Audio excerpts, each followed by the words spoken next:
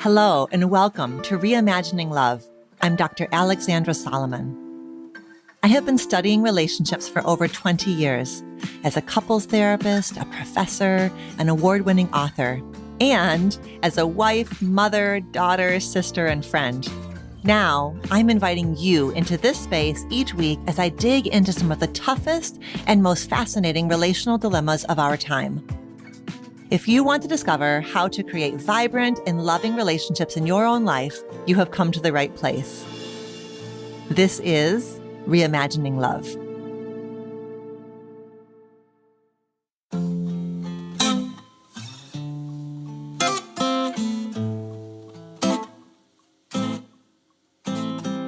Hi there, Reimagining Love listener. As you well know, breakups are heart-wrenching at any age or stage. But when a partner leaves suddenly after 3 decades of marriage, it takes a lot of time and intention to pick up the pieces. When Suzy Hopkins had this experience, she decided to team up with her daughter, Hallie Bateman, to channel her pain into a creative project. And their book, What to Do When You Get Dumped, a guide to unbreaking your heart, came to life. Suzy had a rich career in journalism, including founding her own magazine.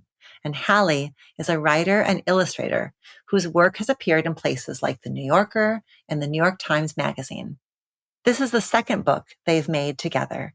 And on today's episode, they're giving us an inside look at what creating this illustrated guide entailed and how healing the creative process was for both of them.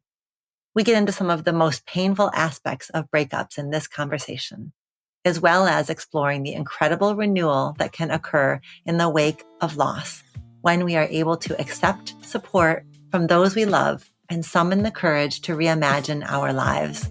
I hope that you love this heartfelt, intergenerational conversation as much as I did.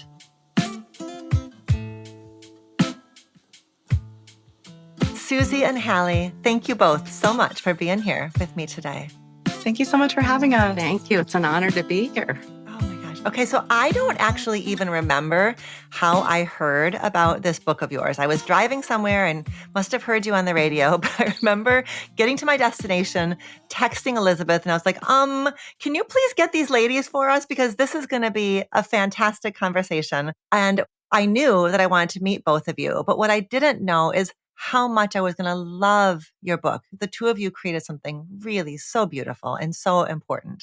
Thank you. Thank you. So I'm glad to be with you. And I just think there's something so important about, the topic of heartbreak and recovery is a topic that is near and dear to my heart and to the hearts of so many folks who listen to our show. But then to have a mother-daughter team have journeyed in and through this topic together in the way that both of you did is just incredible. So before we get in too deep, I want to ask you the question that we ask all of the guests. Are you ready for the Reimagining Love question? Yeah. Yes. How are each of you reimagining love in one of your important relationships these days? I can go first. And this is Hallie, so the listeners can get to know Hallie's voice. Yeah. So, I think this is a fascinating question. And I was kind of surprised by where it went in my mind. But I would say the relationship that I'm reimagining love with lately is myself. I feel like I spent much of my life, teens, 20s, really hating myself and struggling to find love for myself and just dealing with a lot of self-loathing that I think a lot of young people deal with, and made, a lot of strides in that regard. But I had baby twins a year ago. In the process of observing myself go through that transition and observing myself become a mom, and not just there's certain things that are like observing my strengths, like being like, wow, I gave birth to twins. That's unbelievable. Like I can't, like I'm in awe. I don't understand how I would have had no idea that I could do that. But then it's almost like not the strength, but seeing myself be so gentle and loving and caring.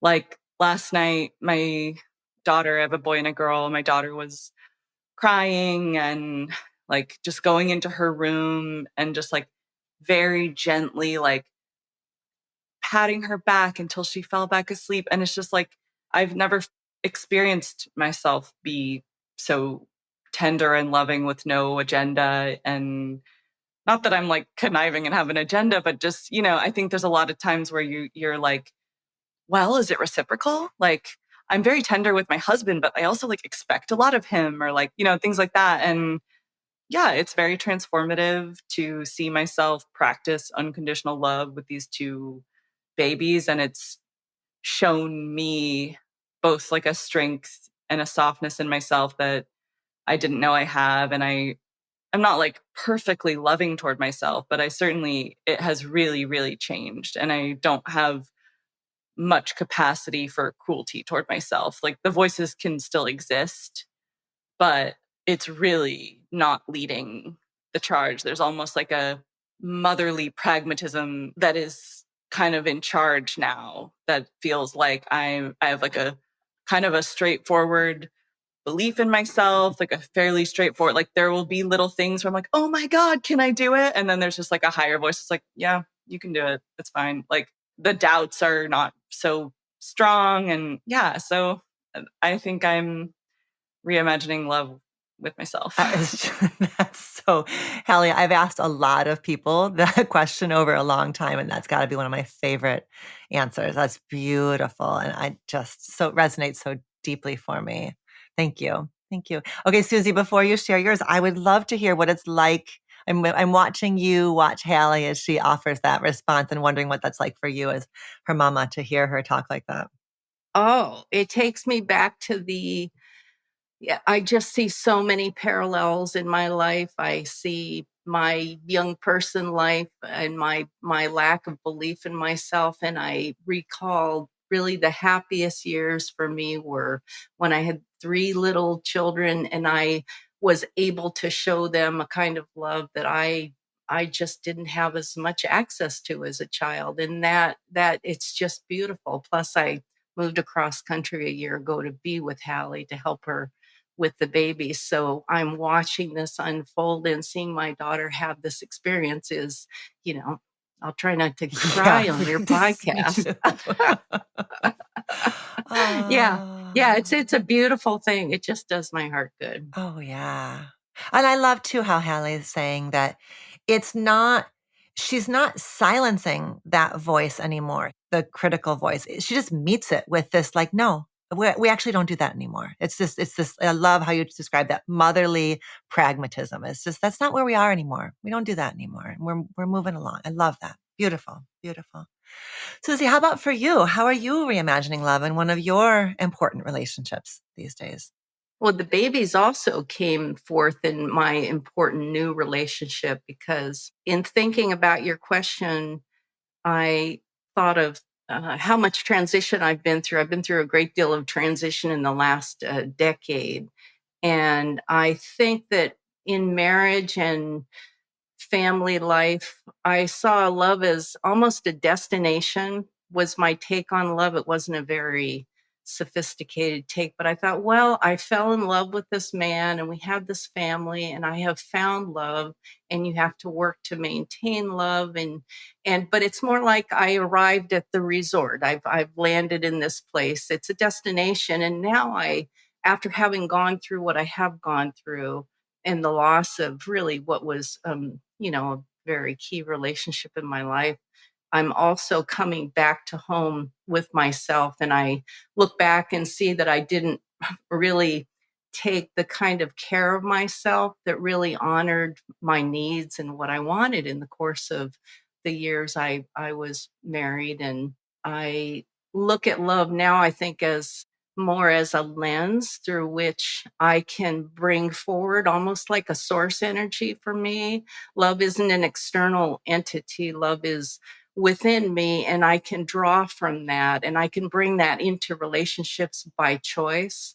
And now I see that as I'm having active practice with two young lives in Hallie's family. and with supporting her and her husband emotionally and time wise with the challenge that's having multiple babies at once. And so I think it's now I see it as the lens through which I go forward and to my personal relationships in my community. And I can bring that energy, and it is something I can use to illuminate and expand the relationships that I have, and all to the goal of greater connection. It's really a really neat way of framing it, that love is the lens through which you see and embody yourself and the relationships that matter to you, rather than, yeah, this destination, this like check mark, check the box. That's great. Thank you both. Thank you. I would love for us to start. So we're talking about your new book, What to Do When You Get Dumped. And I would love to just hear a little bit about the vision for this book. Can you just take us back to the beginning, the first whispers of, are we doing this? Are we going to write this book? And what's it going to be? Can you just tell us a little bit about your journey, both of you? Our first book was called What to Do When I'm Gone. And Hallie made that project come about. And it was wanting my advice in case I suddenly dropped dead. She wanted all my advice in book form, just in case something happened to me as she went forth on her adult life. And we got that book done. But before we were about to begin promoting that book, my husband came in one day, and it was 2 days before I was to retire. And I was closing my business. I ran a magazine, and he announced that he wanted to pursue a relationship with a former girlfriend from 30 years prior. And we had been married 30 years. And suddenly, by that evening, he was gone. So, going from planning my retirement with my husband to life has suddenly changed was a big transition in the course of going out on this book tour, during which I was fairly depressed. But working to be, as cheerful as I could be. I thought, boy, I really should have done a book called What to Do When You Get Dumped. And it was this little ironic twist that came to mind, that that's what I should have written about if I had known I was going to be dumped. And so my life, I move out of our family home and buy a home in the country and proceed to sort of nurse my wounds and figure out what to do next, at pretty much an utter loss about what to do next. And the first year is pretty keen heartbreak. And the second year, I'm slightly better, but still having some difficulty. And the third year, I go, what's wrong with me? I have not made the kind of progress that I thought. I thought I'd be largely over this and on to finding some new joy in life, but I still was having a great deal of difficulty, although having had all kinds of help. So Hallie gave me a tarot reading in which the tarot reader said, you should write a memoir as a pathway to healing, and didn't know I was a writer. And so suddenly this idea gelled from, I should write a book about what to do when you get dumped, and then somebody saying this would help you heal. And that was what I needed, I guess. And so I did the first draft. It took about a year. And in the course of that, I interviewed a half dozen people, because I felt the kind of aloneness that so overwhelmed me that I thought, why didn't I know that heartbreak can do this to people? It was an absolute surprise to me that I could be so at sea for so long as a consequence of losing this pivotal person in my life. And so I interviewed a bunch of people with the idea that I do a journalistic treatment, and it would be, maybe 100 stories of people who've been badly dumped. And then they tell me all the, basically how they came out of it. So I got a half dozen people in, and I felt so much less alone by having talked to other people that had gone through this.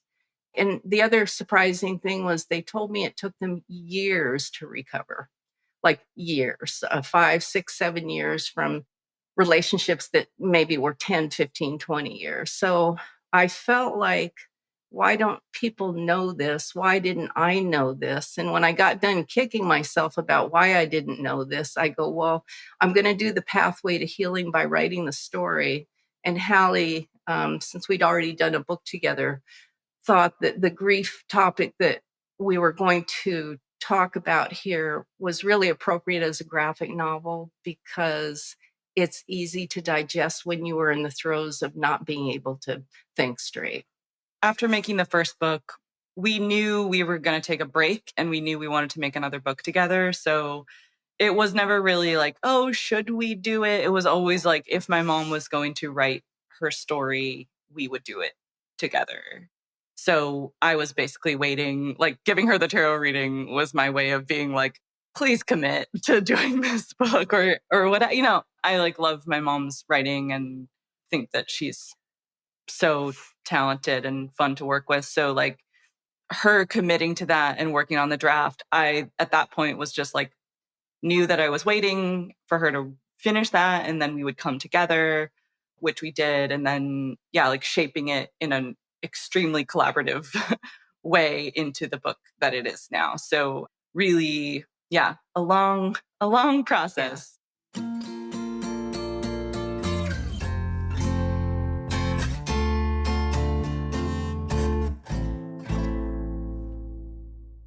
I was really struck in the introduction of the book where Suzy writes that she reached for a number of resources, in those early days and weeks and months. And that actually the ones that met you most where you needed to be met were books about loss through death, grief books about loss through death. In that way, you wrote the book that you really needed, but the ones that you found that were closest to what you needed during your time of heartbreak were books about loss through death. Can you say a little more about that? What struck you about it? What was helpful to you about those books that you reached for? Well, I will say there are a lot more resources on heartbreak now than there were in 2017 when this happened. But at the time, I'm an avid reader and I felt that what happened was close to a death. It was obviously the sudden death of a marriage. And it was because there was another person that my husband had brought into the room, the metaphorical room, that I was unwilling to be in a relationship where I would be talking to him and have that relate. I didn't want to be in a three-way partnership. So I had to bow out of communication because it was so painful to communicate, although he wanted to, but it was just too hard. So for me, one day your husband is gone and you have maybe 3 conversations in the next few months and he emails, but then I can't do it anymore. So for me, I had to stop contact. And so I think the death thing hit home for me because there wasn't a resolution in the way that we could sit down and talk and reach some sensible understanding. There was another person. So it was, to me, the finality and the suddenness of it were what was so hard. I didn't have access to work it out in any way that made sense to me, and even to understand his actions. So it was a death. Not to say that other people's experiences, it's not to diminish that, but that's what it felt like to me, and I think that's why those teachings resonated with me. Absolutely.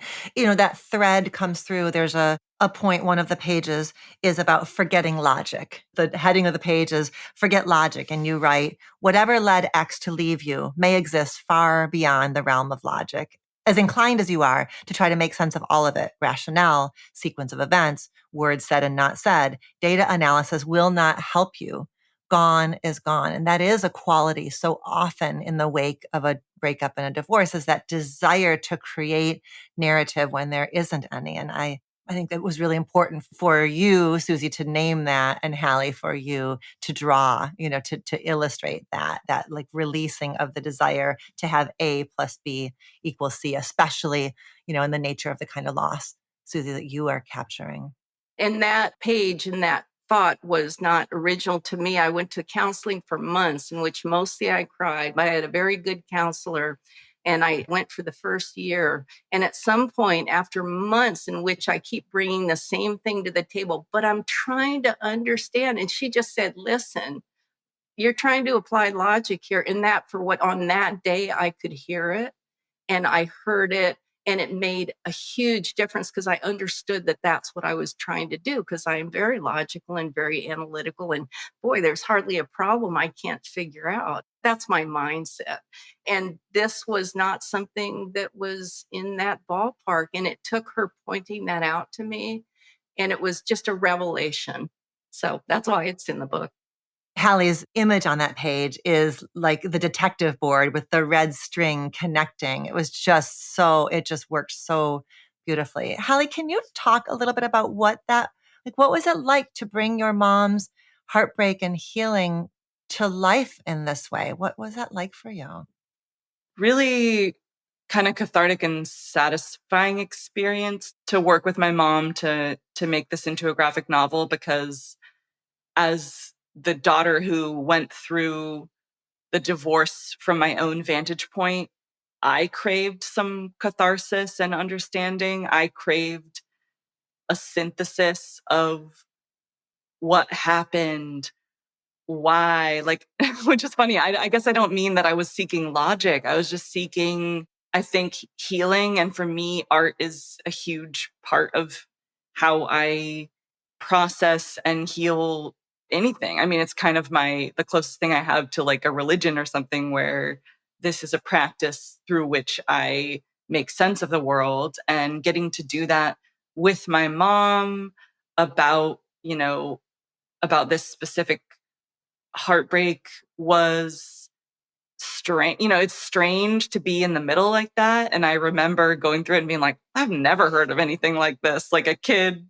making the book with the parent. It's just, I was just like, There's not. we are the only people to do this. I don't know what this is, but it made so much sense to me. I would never not want to do it. I think in a way, like I'm just thinking about that specific spread, forget logic. For listeners, there's the description, which Dr. Solomon read, which is like about, you really aren't going to find an explanation here in the data. And then the art is kind of humorous. It's like all these like photos and letters and ticket stubs and newspaper clippings like throughout the years, and little insane little notes on it that say like, could his posture in this photo have indicated an early sign that he was going to leave me? Like, it was fun to turn something like, take all these little painful moments, potentially, really painful moments, and find the humorous angles in them, and find, ways to communicate these points that, were really like, I think, brilliant observations that my mom was making throughout the process of healing. And for us, this is the second book we've worked on. It's all a collaboration in that, like, we get my mom's draft and then we talk about everything and we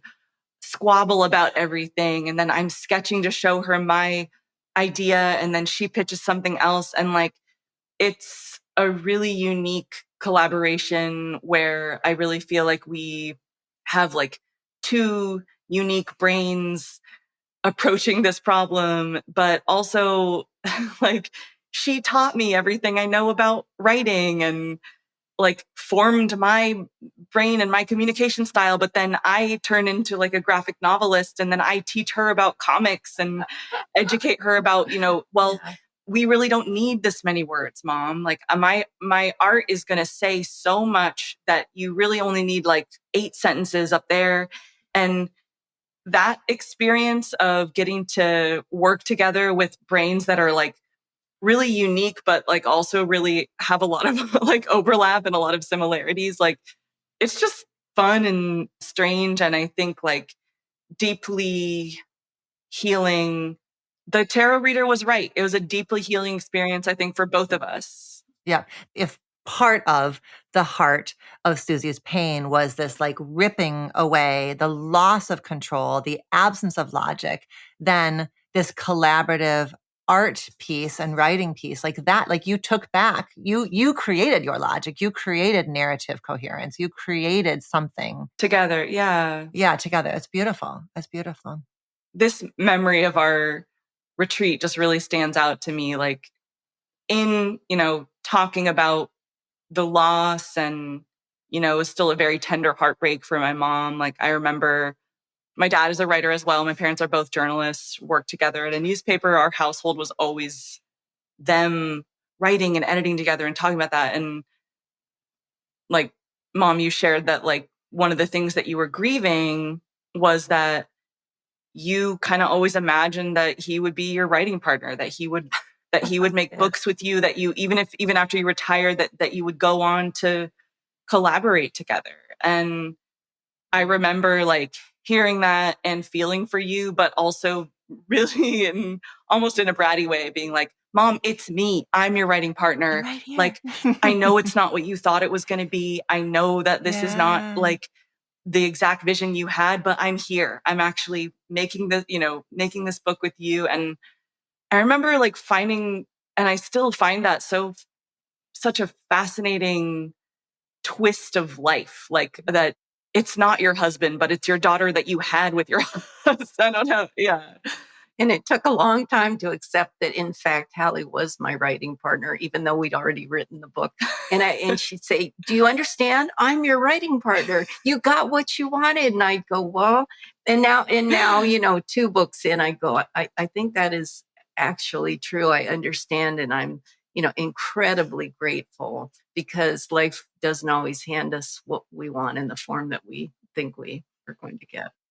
Well, it's what you were saying in the beginning, Suzy, about like that in your mind, love had been a destination that you get to. And what you're learning is that love is how you keep showing up and evolving. And so this experience of letting Hallie finally be your writing partner, like that's you really understanding, okay, love is the lens. So therefore I take in what I'm being offered. It's not the destination. That's really cool. That's really cool. We referenced humor, and I think this book so beautifully is poised. I mean, it's deeply consoling. And I think both of you are spot on by having fewer words, letting the art do a lot of the talking, because in those early days, weeks, and months of heartbreak, there is only so much that can be handled. But you also there's humor in there throughout. So can you talk a little bit about the role that humor played in perhaps in both of your journeys of healing? Well, I can start, but I mean, just to make the broad point that throughout not just this breakup, but in our family, baked into our family communication is a lot of humor, dark sense of humor. I mean, what enabled me at age 23 to say, Mom, can you please write me a book that begins the moment you die? And for her to be like, sure, honey, that's our background. That is sort of part of the fabric of how our family communicates, is a lot of humor, not being afraid to talk about the harder things, and also like the necessity of laughing at them. My brothers are both hilarious. My dad was a humor columnist for a long time. My mom is really funny. Like it's just part of how we operate. And I think that like you need that. I would say I had, I got to 3 years out and I was still having a lot of trouble. So I was not my normal, humor was not at the top of the heap at that time. But for the listeners, the book is written in 3 parts. It starts at the end when I get dumped. It has a middle section, which I called the muddle, and it has an end section when your life kind of gets back into your new life is underway and you acknowledge that. And so the muddle is where I began to write. I had gone through the ending part and whatever I learned in that period, and then in the muddle I was really still flailing, and that's what I wrote my way through in my healing. So while it wasn't initially funny, the more I wrote and tried to understand what had just happened to me and how I was going to deal with it, and what the book is really just saying what worked for me and what didn't work, and what were the obstacles, and how did I really just struggle through. It was a very inelegant push through this grief period for me. It felt like I was just the slowest person on the planet to recover from something. So I managed to kick myself for that. all along the way. And as I wrote, I began it like Hallie's art is a healing process for her. Obviously, writing is how I make sense of the world. And I do have a sense of humor that I lost for quite a while. But as I wrote, it came back in because I could see the funny or ironic or odd moments that happened that there was some humor in, and but not at the time I was actually experiencing it. It did not feel funny, but that is a lens I bring to it. And so some of the things that I think may be funny in the book at the time were quite painful.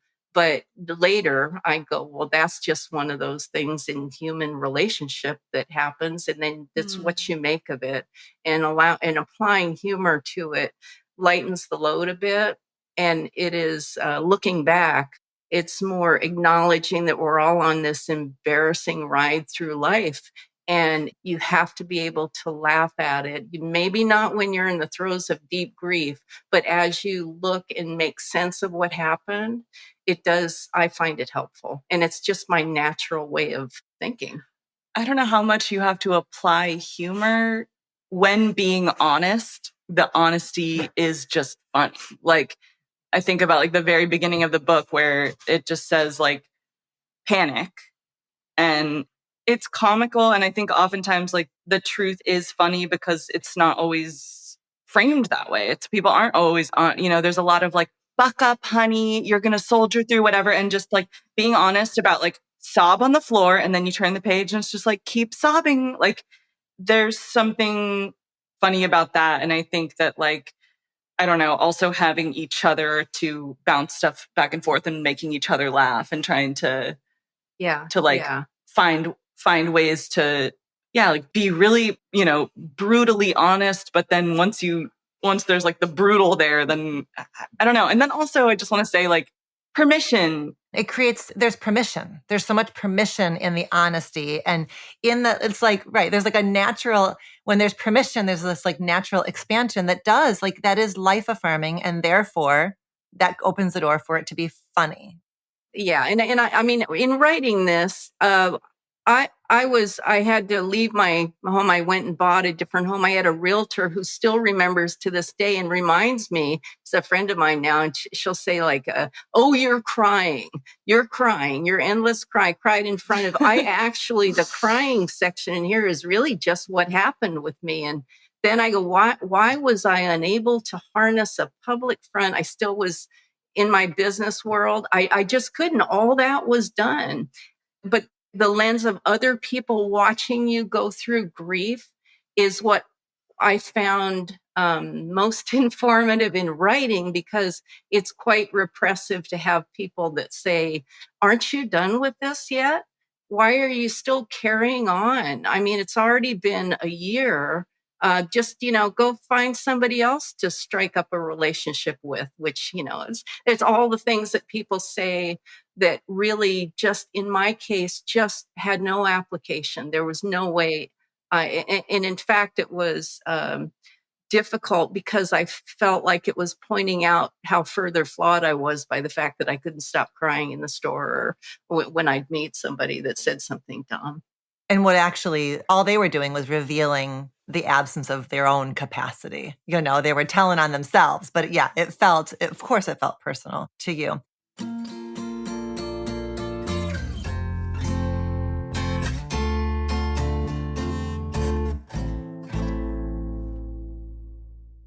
You say that especially if deceit was part of the story of how the relationship ended, it's important for your healing to learn real speak, which is honesty in all communication paired with kindness. So Hallie, I wonder what it's been like for you to watch your mom move into real speak, through this experience, and what that's been like for you.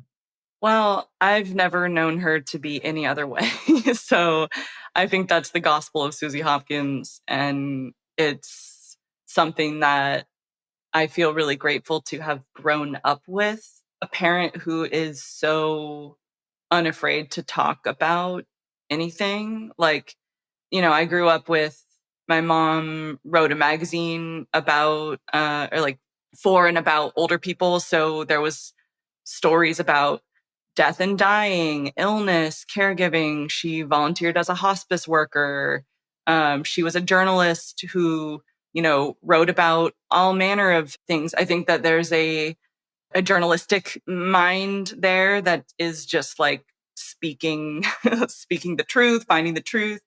So yeah, I think that that's not necessarily a huge shift, but I think that seeing my mom be this real and honest about the relationship and about her heart and about her needs, and how, you said earlier that you kind of like didn't care for yourself in the way that you deserved. Like, I guess now that I think about it, if there was any exception to like all of the honesty that I grew up witnessing with my mom, I did notice that I would talk to you about even just like, Mom, you're working so hard. Like, are you going to take a break? Or like, there were things that weren't necessarily out in the open that I think really were brought to the light with the book. So I think that like, for me, it was really healing and powerful. And like, I have tried to bring that to my own life so much, and like, feel like it's so important,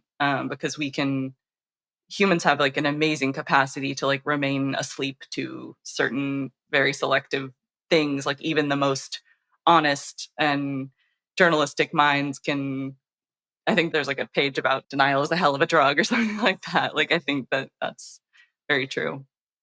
I would love for each of you, we've talked about how unique this is, right? That there's maybe not ever been quite this project before. And as we move to wrapping up, I wonder what kind of broader guidance each of you could offer to, like, can you speak to the adult kid and like sort of, are there best practices for when you are witnessing and supporting your parent going through a breakup? And then we'll flip it and talk to the parents about what are the best practices when you're going through a breakup about how to support your adult kid. But can we start with what would each of you want an adult kid to know when their parent is going through a divorce? Well, the first thing that comes to mind is that I feel really, really grateful that I had my brothers throughout this. So like, if you have siblings, like, to really lean on those people. And I mean, maybe there's situations where this wouldn't apply, but my brothers and I, from the very beginning, were very intentional that we would not take sides, that this would not be a thing that would divide the entire family, and that it was complicated, but that was like a foundation of it for us, was that you can be like, for me, I think I was the hardest hit of between my two brothers and I. And I could feel upset. I could feel betrayed, and like had so much grief that I had to work through, and even like needed a break from talking to my dad for a while. Like, had to, really, I did what I needed to do, asked for the things that I needed, but there was never a thing of, I'm going to take sides and this is going to be us against them. I can't speak to everyone's experience, but I would say like, it's a really emotional time. But if you can find closeness with, the members of your family that are bystanders, like myself and my siblings were, and like make some overhead decisions together that are like about down the road, because it's easy to think like in the heat of the moment, like, oh, well, let's cut off contact. And it's like, those things are so heartbreaking and so hard to reverse. And like, people are flawed, and this is a relationship that it hurts and it sucks. But I just feel like so grateful that we had the wherewithal to kind of make that decision as a group of siblings. Yeah, and it's really weird to be. I could just say that if you're going through this as an adult kid, it's really weird because it's not as talked about as like when you're younger and the parents split. And for me, it was like a reorienting of the facts of my upbringing. Like, everything kind of got reshuffled, and I really had to reframe my childhood and be like, wait, were they not happy then? Like, what was happening? Like, there's a lot of that, and it's really hard. And I just would sympathize with someone going through it. Yeah, I think that I ultimately feel extremely grateful because I feel like I now get to see my parents as like their full uninhibited selves. And it's, it's not amazing how it happened, but I feel really grateful that it did in a weird way. Like, not grateful for the pain, but honestly, like, to even just get to be like completely upfront with each of them. And I think there's so many, I mean, we all know many, many couples who you as a kid or as a friend or whatever, you privately are thinking, oh my God, they shouldn't be married. Like, what's happening? Like, and I feel so lucky to have parents that are at a point where they can talk about the things that didn't work, that did work. For me as a kid in my own marriage, I feel deeply educated about marriage, about relationships. I didn't need a facade of perfection.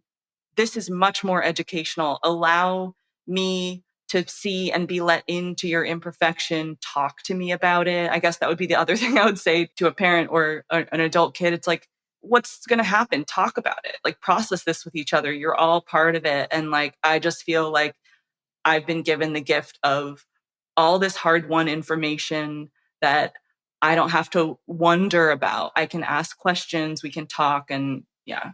I think it's really important that and I don't, I had varying degrees of success with this. I think it's important to say that the other person, whatever I'm talking about, the other marital partner, whoever's gone, to make a clear boundary where you don't denigrate. That person has the right to pursue happiness and in whatever way they choose, and an understanding that there's no need to speak poorly of them. To Hallie and I, the challenge with the book was I never wanted to be in a position of writing a book about my marital disaster with my daughter. I would prefer that, it was very important to me. I thought that my kids would grow up with an intact family. And that was the example I wanted to set. It was like a big value for me. And at the same time, understanding that the marriage had a lot of challenges and issues, and it was good ultimately that it ended. To be able to convey that without denigrating the other person involved, and saying how maybe I think the educational part is how well have I tried to meet my own needs and build a life that is in line with my values, which is very important to me, and that my kids know what my values are. And that is the one thing I think is my legacy, is being honest about what I did while I was here, what I tried to do while I was here. Another issue that came up was if we had to talk about a triggering or very difficult thing, Hallie and I came to a place where I would say, is it okay? And she also said the same. Is it okay if we talk about this? I have something to say about Dad, or to ask you, and is it okay? And some days I couldn't handle it. It wasn't. So the trust building that has happened with my kids, who've all been extremely supportive and were in very close touch, and doing the book with Hallie allowed us to set up some mechanisms in a way for much more effective communication. But it was kind of trial by fire. And how do we do it? And sometimes I said things that were too personal. I don't think another person can know what your marriage was. Sometimes that to me is, since I don't understand part of what happened in my own marriage, there's no way your kids can. And I think the best you can do is to say, this is who I am now. This is what I'm aiming for. And this is my set of values. And to be honest about that without bringing the other person into it. And then I hope that my kids, I think it's important to say that I hope that they can have the best relationship with their dad possible. We're here for a relatively short time on earth. The marriage is done, but their lives go on, and he is an important part of their family history and heritage and future. And so those things, I think honoring that is important. I think for parents, even if your kids are adults, there can be a tendency to want to protect your children even from your own pain. And I feel really grateful that my mom did not do that. She told us how in pain she was. She cried with us. She allowed us to support her. And I would urge any, parent out there who, if your kid is an adult, they can handle it. And vulnerability breeds so much closeness and trust, and to say that you're fine, to your kids when you're really not. You might think you're doing them a favor, but you're not, because then I still look to my mom as an example, and I see her experience her pain and move through it and process it. And I have a incredible example of how to deal with something really horrible. It's not to pretend you're fine, smile through it, put on a face for everyone in your life, and then hope it goes away, because that just doesn't work. This book is an example of facing it, the crying, the vulnerability. It's not fun to feel, but you don't need to feel it alone, and your adult kids can support you. Like, you've done a good enough job preparing them for that. And I feel really, really thankful for that. So Yeah, vulnerability is not the same thing as dependency. You were able to be with your mom in her pain. That didn't mean that she made her pain your responsibility. Yeah, that's and I think parents are so worried about that they like to your point, they overcorrect the other way too much. Yeah. I see it as a gift. I see it as a gift that allows, this to continue with me and my kids and me and my mom. And yeah. Well, thank you both so much. This has been a wonderful conversation. Thank you both. We've got links in the show notes for where people can get the books, both of your books. Your new one is called What to Do When You Get Dumped, and it's available in all the places, right? We'll do bookshop.org. We love to support. Any other places you'd like to send people to stay close to both of you? I'm on Substack. I have a newsletter called Hal Mail where I send out comics and updates. I'm on Instagram at Hallie Bates, and Blue Sky at Hallie Bateman. So you can follow me there. And my mom's on Blue Sky as well. Follow her. Great. Thank you both. Oh, thank you so much. Thank you.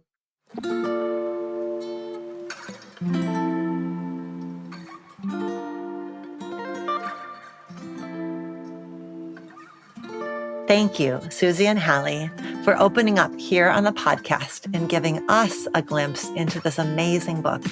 I really do hope that you grab a copy. The illustrations are delightful and the writing is validating and so full of deep truths.